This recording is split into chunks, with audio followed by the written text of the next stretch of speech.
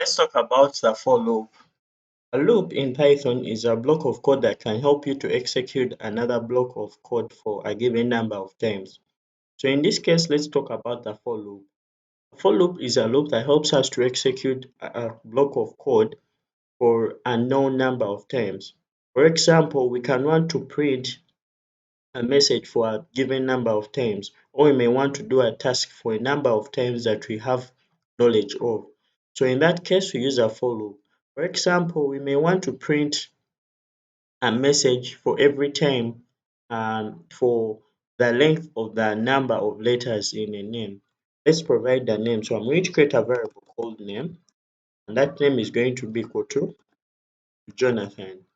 And then we will use a for loop. So this is how I write a for loop. So I'll say for and I'll write element or letter or call it whatever you may want. So for element in our name, what we want to say is want to print the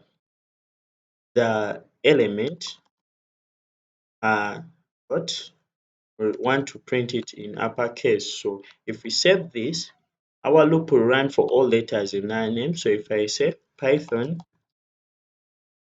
for loop.py, it's going to write this. So we did not call this function, and that's why it's returned in the object. So I'm going to call that function. When I save, I'm going to clear the terminal. I'm going to run this, and we see that it's going to print all the letters in our name in uppercase.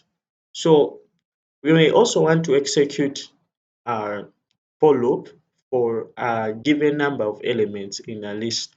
So we haven't yet covered list, but we shall cover them in a moment. So let's try to loop over elements in a list. So I'm going to create a simple list. It's going to have names. So let me say Jonathan. It's going to have David. Let's say it's going to have Brian, and let's say it's going to have let's say Joel.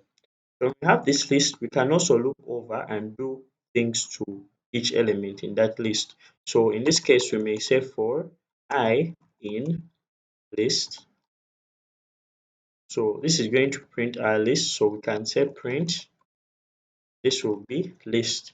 So when we do this, when we save and we run our file, so we run python for loop.py. Let me first comment out this code so that we do not have two print statements. So when I print this, we see that it's going to print our list for every element within our list. Now, if we want to access each member in this list, instead of printing the list, we're going to print I because I is the element. I'm going to clear my terminal, and when I run this, you see that we are having each member of our list. Now, let's also learn about the range function. So the range function is a function that can help us to determine ranges, and it works like this. So we can have the range function, and the range function always takes in our first number, let's call that I, and the second number, let's call that J. So I will be the first number, so be the first number, and meant this, and then J will be the last number or the second number. And how the range function works is it will work within this range, within the first number and the last number, but then it will ignore the last number. So let's try to see how a for loop may work with the range function. So we may say that for I in is going to be range. So we're going to give a range of, let's say, 1 to 10.